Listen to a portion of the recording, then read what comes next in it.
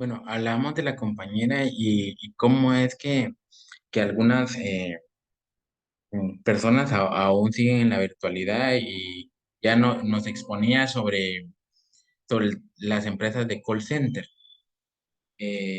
Cómo es que ahora pues diría yo que están aplicando el teletrabajo directamente, o sea, están desde su casa.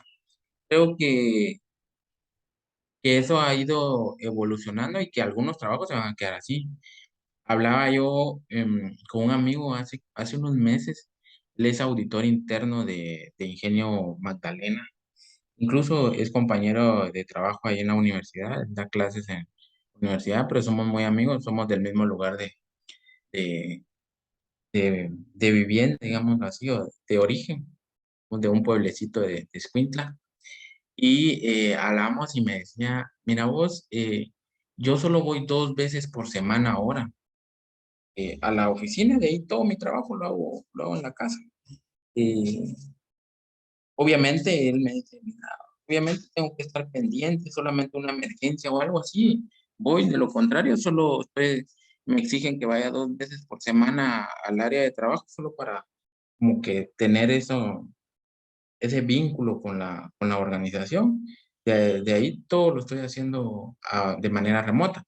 Y yo creo que se va a quedar así, y si no es que van a incrementar a que ya ni vaya, porque él no es necesario que esté yendo al área de trabajo, ¿verdad?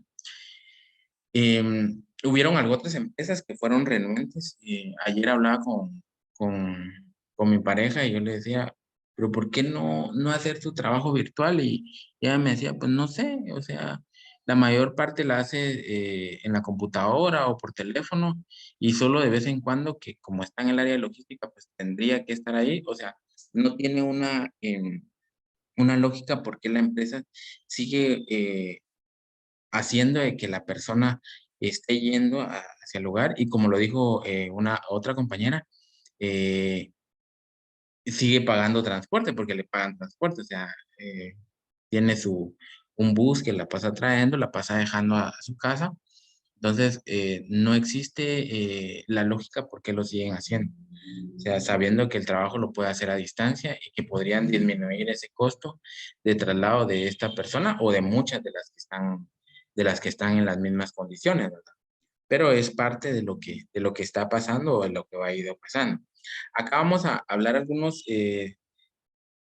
temas. El teletraslado eh, se le llama así porque era el caso de mi amigo que les decía que tiene que estar ciertos días a la semana en la empresa. No es totalmente virtual, sino que hay algunos días de la semana. Se dice que está más o menos entre 3 y 5 días lo que está afuera o está de manera remota, y los otros días pues está dentro de la organización.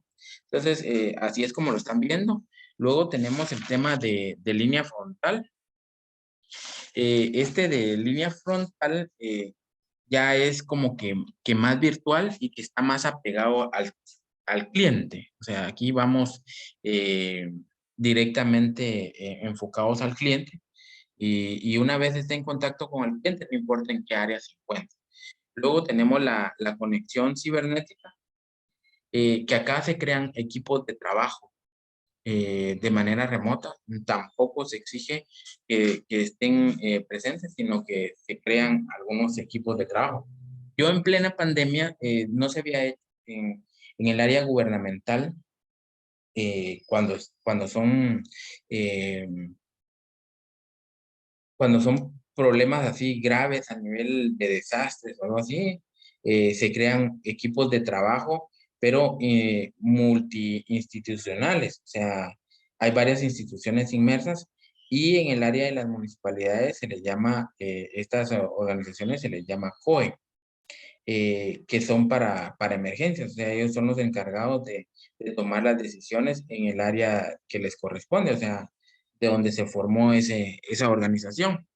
En este caso, si es a nivel municipal, pues el municipio donde se cree el COE, ellos son los encargados, que ahí va a estar con red, va a estar gobernación, va a estar derechos humanos, la policía, los bomberos, todas las instituciones se reúnen. Pues nunca se había dado que un COE se armara y que se hiciera de manera virtual y que todas las decisiones fueran de manera virtual. Entonces, algunos todavía en el área gubernamental pues les costaba utilizar las herramientas virtuales. Se fueron adaptando poco a poco y se hicieron algunas acciones a nivel nacional que se tomaron en esa conexión virtual. O sea, que mira que tenés que alistar cierta cantidad de espacios para albergar raciones de comida. Que mira que tenés que albergar, tenés que tener, por ejemplo, la disponibilidad de vehículos o algo por el estilo. O sea, todo fue delegado y fue trabajado de manera virtual. En ningún momento se reunieron. Se hizo cada quien en su casa, ¿verdad? O sea, solo se programaba una hora de conexión y ahí era donde se trabajaba. O sea, de eso se trata el tema de la conexión cibernética, o sea, visualizar ese trabajo de equipo, a crear equipos de manera eh, cibernética. Luego tenemos el diseño del trabajo. Lo hemos venido hablando. Ya no vamos a pensar más en los puestos de trabajo, sino que pensemos en equipos. ¿Cómo van a funcionar estos equipos? Eh, si es de ventas, ya no hay un jefe de ventas, sino hay un equipo de ventas. Si es en el área de producción, ya no hay un jefe de producción. Tenemos un equipo de producción. Algo que a muchos les gusta es que su área de trabajo ya no es limitada, sino que se expande para poder tomar algo otras decisiones. Luego, las habilidades y competencias. Acá tiene que ser bastante astuto el colaborador y también la organización, porque se tienen habilidades a nivel individual. ¿Qué tan buen vendedor soy? Pero a la misma vez, ¿qué tan bueno soy contribuyendo con mi equipo de vendedores, con mi equipo de ventas? sea, es a nivel individual, pero a la vez a nivel de equipo. ¿Qué tanto estoy contribuyendo yo como equipo? Y esos son algunos temas que teníamos acá que hablar. Y luego tenemos diversos tipos de competencias. Acá tenemos la clasificación de las habilidades y competencias y tenemos varias. Por ejemplo, tenemos competencias fundamentales, tenemos competencias claves, competencias de apoyo, competencias contratadas externamente. Cuando hablamos de competencias fundamentales, estamos hablando de aquellas competencias, bueno, me imagino que ustedes las manejan mucho mejor que yo, como por ejemplo la habilidad numérica, el tema de lectura, las habilidades mecánicas que tiene que tener el colaborador. A eso se le conoce como competencias fundamentales. Son aquellos conocimientos que son como generales, pero que los tiene que tener. Luego, las competencias claves son aquellas que son propias del proceso que va a realizar, que se necesitan para esa actividad que él va a desarrollar. Esas son las competencias claves. Y luego las competencias de apoyo son todas aquellas que apoyan a las competencias clave. Son todas aquellas habilidades que dicen, bueno, yo estoy de soporte para la competencia clave. Y por último tenemos las competencias contratadas externamente. Cuando hablamos de competencias contratadas externamente, estamos hablando de que vamos a adquirir esas competencias de otra empresa. Por decirlo así, necesito alguien que apoye al área de ventas. Entonces contrato a vendedores externos o contrato tal vez una empresa de reparto.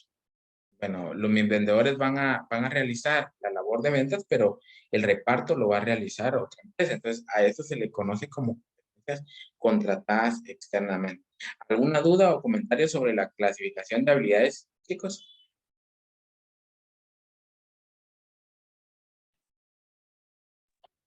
No, gracias.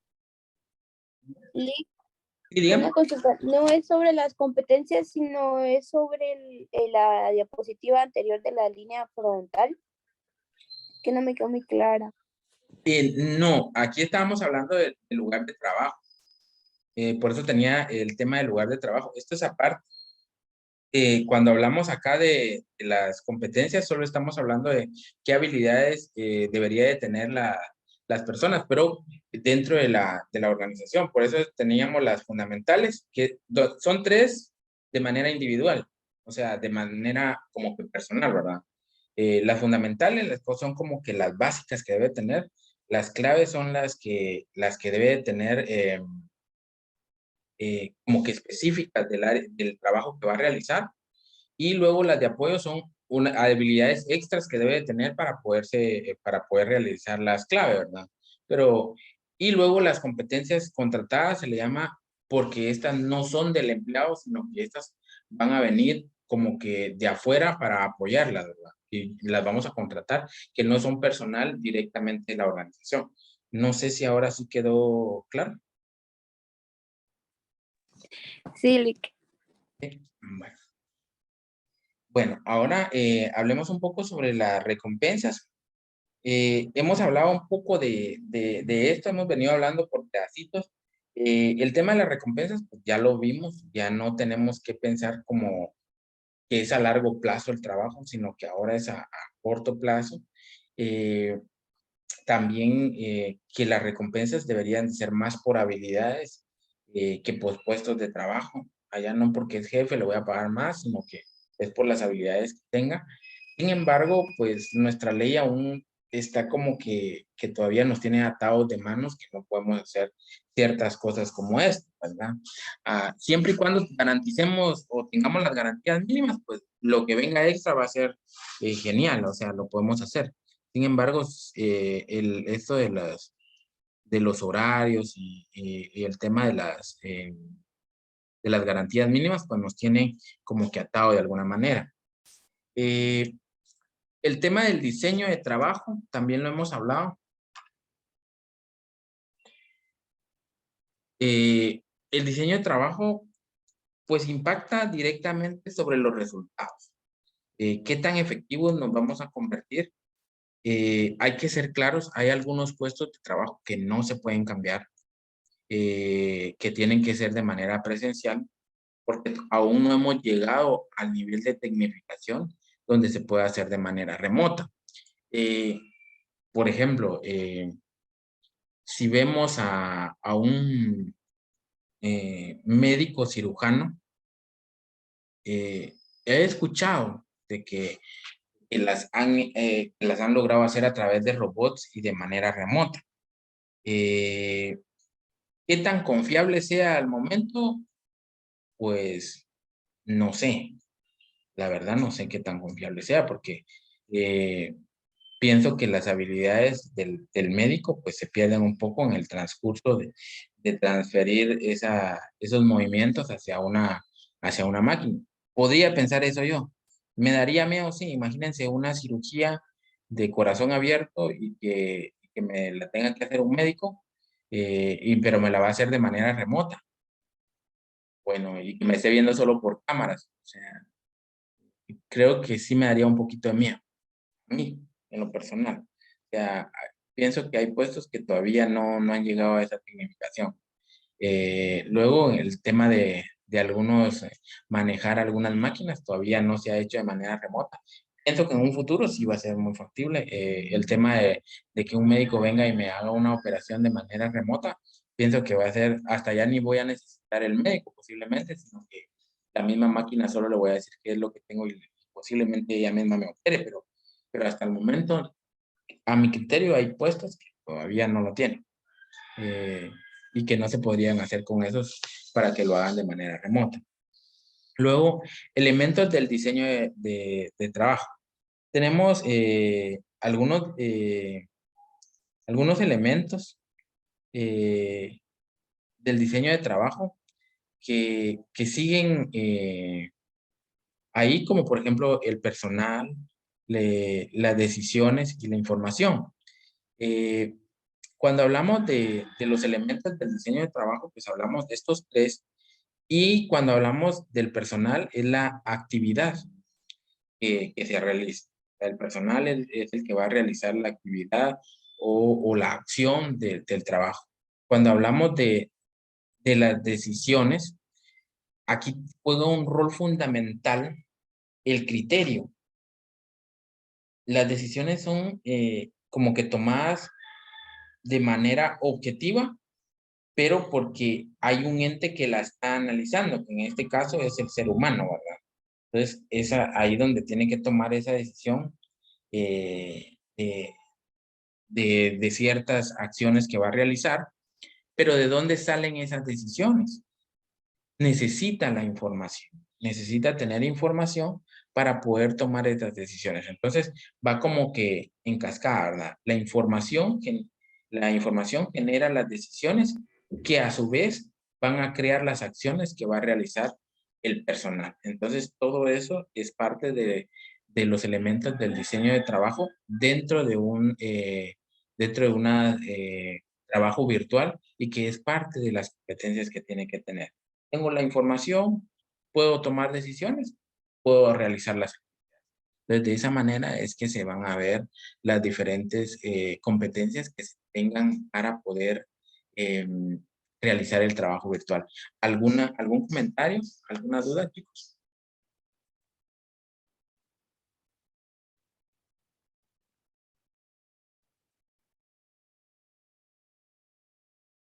¿Dudas, comentarios?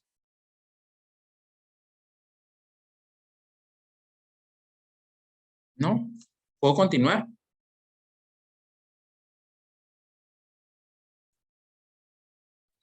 Sí, licenciado. Sí. Ok.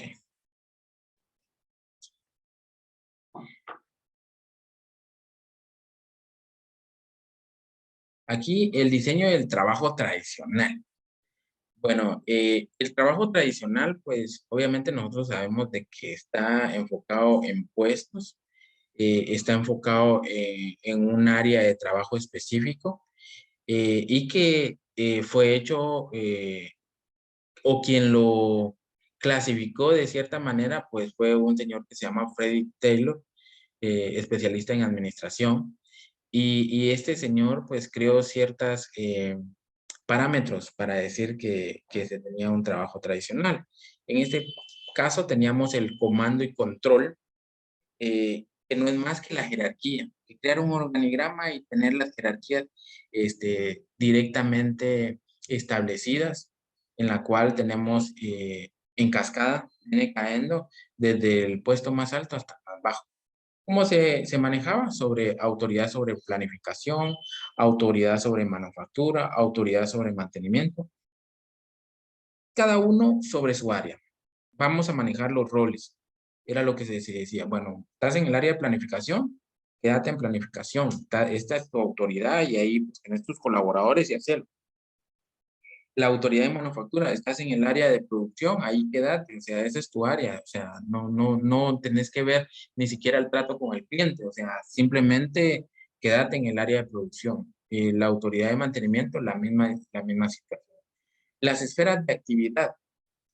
Se dice esferas de actividad porque, como lo hemos hablado, nos encapsulaban o nos encapsulan. Solo en esa área estamos. Tenemos limitadas las acciones. Bueno, yo estoy en el área de hacer limpieza y mi actividad es solo hacer limpieza. Aunque yo vea entrar al cliente, yo no tengo que decirle nada, sino que simplemente hacer limpieza. Entonces, a eso se le conoce como esferas de actividad. Y luego tenemos la división del trabajo. En la división del trabajo, como yo soy jefe, el otro es operario, la otra persona es del área de ventas, no tenemos por qué estarnos compartiendo información, ni por qué transmitirnos conocimiento. Al contrario, si yo le comparto conocimiento, es posible que me quite el trabajo. Y ese era el diseño tradicional. En el diseño nuevo, pues todo esto cambia. Estas son algunas cosas que se pudieron ver en el diseño tradicional y que no estaban funcionando porque se creaba ese como roce de envidia en el tema de la división del trabajo. Luego tenemos dramáticos cambios en los trabajos virtuales. Creo que lo que hemos hablado, o sea, venir y hacer cambios, pero fuertes en el trabajo, pues también es complicado. Hasta para el colaborador y la empresa es complicado porque nos sacan de la zona de confort. Imagínense cómo estábamos. Pues de alguna manera tenía mis responsabilidades bien limitadas, delimitadas, tenía pues yo solito en mi zona de confort, ya sabía a qué rol me correspondía, sabía en qué jerarquía estaba, y un drástico cambio en el trabajo virtual, o sea, venir y cambiar todo eso, como que me está sacando de mi zona de confort y me está llevando a un mundo no explorado que de alguna manera me puede venir y poner en riesgo mi trabajo. Entonces, esto crea ese choque entre colaborador y cambio. Luego tenemos la adopción de un diseño virtual de trabajo. Eh, Acá vamos a hablar de tres etapas en la adopción de un diseño virtual de trabajo. Luego vamos a ver el proceso que consta de 7 pasos, pero eso está de último. Ahorita solo vamos a ver las etapas en las cuales pueden enfocarse. Son 3 etapas, que la primera es la reestructuración alrededor de procesos en lugar de funciones. Vimos cómo lo tenían ellos, cuál sería como el choque cultural, y ahorita cómo podríamos realizarlo. O sea, ya no nos vamos a enfocar en el mismo rol de jerarquía, sino más nos vamos a enfocar en el proceso y cómo es que un colaborador o un equipo de colaboradores puede ayudar a ese proceso, ya no en su función específica, puede apoyar en otras áreas también al estar de manera remota. Esa es la primera parte, la reestructuración alrededor de un proceso en lugar de funciones. Luego, diseñar una matriz de diseño de trabajo. Eh, Acá, cuando diseñamos una matriz de diseño de trabajo, nos enfocamos más en las habilidades y competencias más que en los puestos. Aquí eliminamos los puestos. Yo necesito ciertas habilidades y competencias para poder desempeñar ese trabajo o esas funciones que se tienen dentro de una área específica. Luego tenemos la última, crear una trayectoria de carrera para los miembros del equipo. Como estamos hablando de crear una trayectoria de carrera para los miembros del equipo, estamos creando equipos, no puestos. Entonces, ese equipo como que se vuelve autónomo, pero también va a ir adquiriendo habilidades y conocimientos que nos van a ir sirviendo en el transcurso del tiempo. Enhorabuena, no cambiaran las condiciones de trabajo, ¿verdad? Porque como en este mundo es tan cambiante, entonces a la hora de cambiar, pues obviamente el equipo ya no va a ser necesario, pero si no cambiara, sino que al contrario solo fuera actualizándose e innovando y ellos fueran a la vanguardia, pues esto crea una trayectoria de carrera para los que están actualizando, están en constante movimiento, pues obviamente puede crear una trayectoria de carrera. Y estamos ya no pensando en puestos, sino en equipos de trabajo. Cuando hablamos del rediseño de una matriz de trabajo, que se eliminan los puestos y se enfocan en habilidades, yo recuerdo que en la empresa Tigo, pues, era el año 2012, sí, en el año 2012, yo estudiaba mi maestría y conmigo trabajaba perdón, conmigo estudiaba una compañera, era ingeniera en sistemas, y ella manejaba el teletrabajo, el trabajo virtual, lo trabajaba, porque ella, pues nosotros le decíamos, mira, hoy vamos a ir a tal lugar, vamos, decía ella. Ella nunca decía que no, o nunca había un pero por el hecho de su trabajo, pero ella siempre andaba cargando su computadora. Y en cierto momento yo le dije, mira, ¿y qué? ¿Y en qué trabajaba? Y me dice, pues yo trabajo en Tigo. ¿Y de qué trabajas? Pues yo trabajo en el área de soporte. Ay, ¿y qué haces? Pues mira, si se cae, yo trabajo más para el área de negocios, para las empresas. Trabajo en el área de soporte para que no se les caigan las redes, caiga, para que siempre tengan conectividad. Ah, bueno, pero ahí es donde viene el pero, porque como ella trabajaba de una manera de equipo, o sea, era responsable del área de negocio. Pero me decía, pero cuando hay un problema a nivel general, donde hay problemas también con el servicio individual o del normal, el que no es comercial, pues yo también apoyo. Comenzamos a ver soluciones. Y por eso yo siempre ando cargando. No tengo un área específica de trabajo. A la oficina solo voy una vez cada 15 días. Pero lo que sí tengo que hacer es andar cargando mi computadora. Y por eso ustedes ven de que en ocasiones estamos comiendo y yo agarro mi computadora, me conecto y veo qué es lo que tengo que hacer, porque de eso se trata. O sea, mi trabajo es ese. Entonces ella ya estaba trabajando de una manera remota. Podía interactuar, socializar, tenía tal vez el tiempo, sin embargo, tenía el compromiso de estar conectada en todo el tiempo. Me decía, yo tampoco tengo un horario específico de trabajo, porque como no sé en qué momento vaya a provocar ese problema, entonces yo tengo que estar disponible 24 horas. Una vez surge el problema, yo tengo que conectarme. Ahora, y puede ser que en un día no haya ningún problema y yo no me tenga que conectar, pero yo siempre tengo que estar pendiente del teléfono y de la computadora. Entonces, ahí vemos cómo es que desde el año 2012 algunas empresas ya lo aplicaban. Obviamente ella era 100% digital lo que trabajaba, eh, pero cómo es que también se concentraba más en la función y no en el puesto, porque alguien podría decir, ah, pero si era de negocios, ¿qué tenía que ver con la otra área? Ella no importaba, ella se trasladaba a esa área, aunque su enfoque era directamente del servicio de negocios, ¿verdad?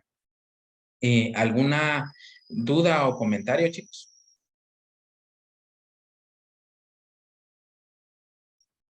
¿Dudas, comentarios? ¿No? ¿Puedo continuar? Sí, licenciado, gracias. Ok, gracias.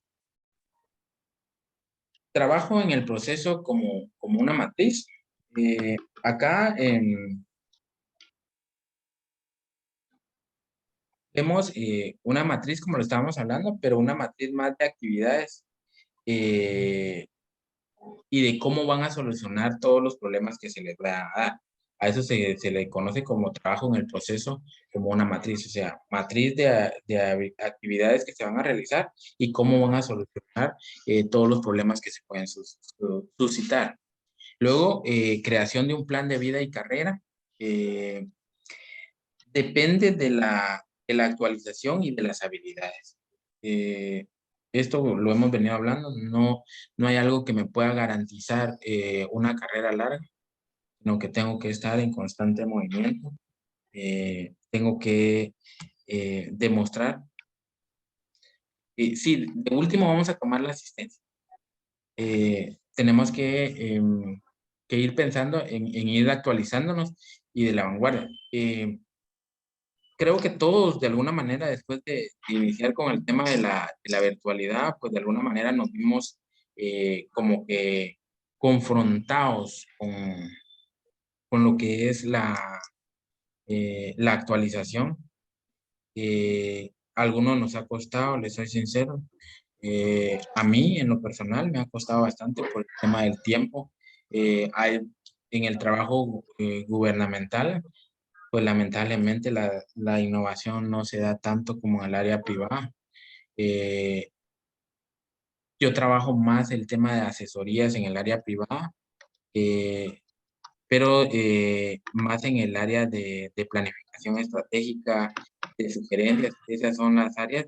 Ahora en el área gubernamental, pues soy diverso en diversas áreas, pero ahí no se da mucho la actualización. Ahí todavía todo es muy burocrático y hacer esos cambios drásticos en un área de sindicato es complicado. Entonces, la única área que exigía 100% virtualidad, o no 100% virtualidad, sino semi-virtualidad, era la universidad. Entonces, esos cambios sí se sintieron fuertes, porque incluso al inicio, pues, tendía uno a creer que que la transmisión de conocimientos no era el 100%. Incluso algunos colegas, y les voy a ser sincero, en mi persona, también creen que el trabajo virtual no llena el 100% de las expectativas a como era presencial. Todavía lo sigo creyendo, pero esto puede hacer que esté equivocado, ¿verdad? Puede hacer de que sea todo lo contrario. Eh, pero como que todavía amamos la presencialidad. En mi caso, yo creo que de alguna manera la virtualidad en el tema de la educación creó un desapego. Por ejemplo, muchos de ustedes se conocen personalmente porque estudiaron presencialmente, pero yo me pongo a pensar en las personas que iniciaron virtual y que van a continuar virtual o no sé qué vaya a pasar con ellos y que puede hacer que terminen sus carreras de manera virtual, pero en qué momento y socializaron e hicieron amigos. O sea, eso es lo que me preocupa a mí, ¿verdad? Sea, porque no socializaron, no hicieron amigos y que en un país como Guatemala, el hecho de tener amigos o compañeros o colegas es importante porque es como se consiguen los trabajos. Lamentablemente aquí el juego juega un rol fundamental y si no tenemos ese vínculo para decirle, vos, tan siquiera vos, échame la mano, creo que ahí como que nos limitaron, ¿verdad? Es mi punto de vista, pero como le digo, tal vez es una forma de auto justificarme el hecho de la virtualidad y ese choque que estoy generando en contra de la virtualidad, ¿verdad? Podría ser. Ese es, podría ser un análisis, ¿verdad? Sí está funcionando, pero que algunos, como algunos compañeros en mi persona, pues creamos ese choque en contra de la virtualidad. Bueno, remuneración en las organizaciones virtuales. Acá, primero vamos a definir la remuneración. Eso ya sabemos que es una remuneración, ¿verdad? Es el pago que vamos a dar a la persona. Tenemos, la remuneración. Aquí vamos a hablar de algunos temas. Vamos a ver si los tengo aquí más adelante. No, aquí no los tengo, pero aquí vamos a hablar sobre la remuneración. Aquí tenemos que hablar sobre la remuneración base. Es lo que pagamos normalmente nosotros, ¿verdad? Lo que tiene el salario mínimo la persona, la progresión de la remuneración base, o sea, aquí ese aumento por el tiempo que tiene, como que una promoción que se le está dando. Y por último, la remuneración variable, que ya la conocemos, que son todos aquellos bonos o aquellas cosas que van a ir variando según su productividad. La cultura organizacional, sabemos que es una cultura organizacional. Sabemos que la forma de actuar, Amparito. eso lo permite.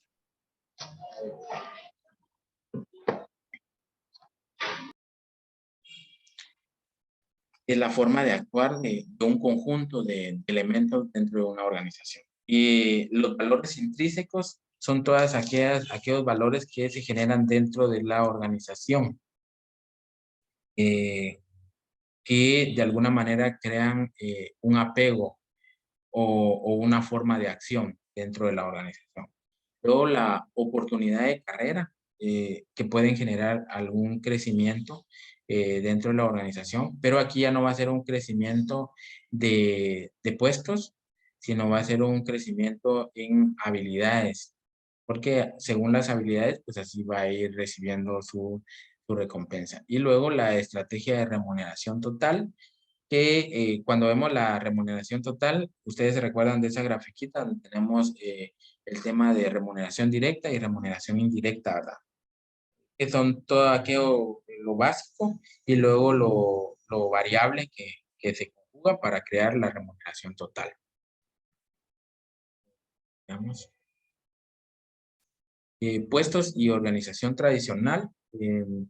Aquí ya no existe el jefe cuando hablamos del puesto. Solo va a existir como un coordinador dentro de los puestos de organización. El salario base y el puesto se piensa más en las habilidades y no en el personal. Aquí se va a pensar más en las habilidades y competencias que deba tener. Tenemos aquí pago con base en las habilidades y competencias.